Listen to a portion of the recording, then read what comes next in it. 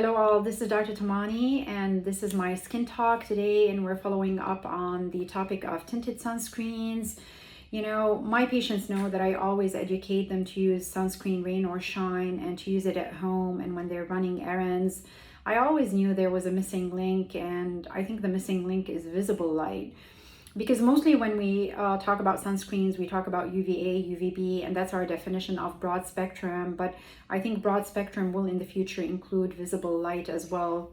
We know that visible light can entice redness and further pigmentations in the skin. In my opinion, that could be a setback for people that are dealing with slowness in protocols to resolve pigmentations in general. But why is the focus on tinted sunscreens in particular? Number one, the AAD recently discussed tinted sunscreens in a very, very nice article. And of course, you know that would be a reference as dermatologists, but I learned a lot from the article. The ingredient that typically protects you against visible light is iron oxide. And when we look at sunscreens in general, on the top part we have active ingredients, and on the bottom part we have inactive ingredients. And even for myself, I always look up here and never bother with down here, but the iron oxide that would protect you against visible light would be down here.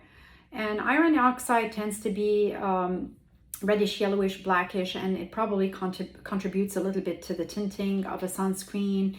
The other ingredient that you can find in physical sunscreens that may have benefit towards visible light would be titanium oxide. And unlike iron oxide, it would be up here in the active ingredients. And personally, when I went back to my tinted sunscreens and I examined active and inactive ingredients, I couldn't find iron oxide and titanium oxide, mostly like zinc oxide. So I'm definitely making a change. And in general, I would recommend using the tinted sunscreen as a last layer. And in general, I would recommend using it up to 30 minutes before you get going during the day. I hope you found this helpful. Just type below if you have any questions or concerns.